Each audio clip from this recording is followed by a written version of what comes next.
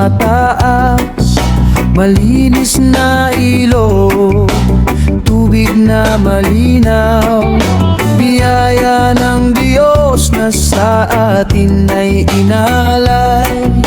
Tahanan ng buhay, yaman ng bayan, preskong hangin na ating nilalanghap, liwanag ng araw, ulan at ulap.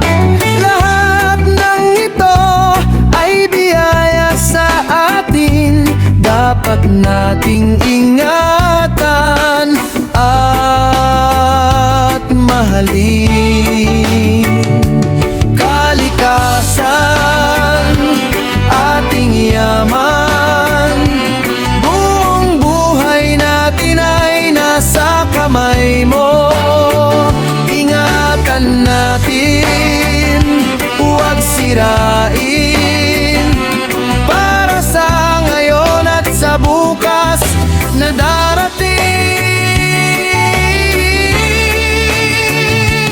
Kalikasan, ating tahanan, biyayang walang katapusan. Tayo ay magkaisa at pangalagaan ang ganda ng ating kapaligiran.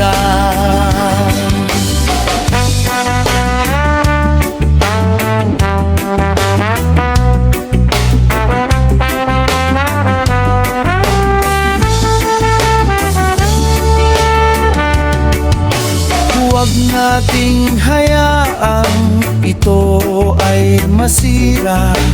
Ang ganda ng mundo ay huwag nating baguhin. Kung aalagaan natin ang kalikasan, ingatan din tayo nito ng lubos.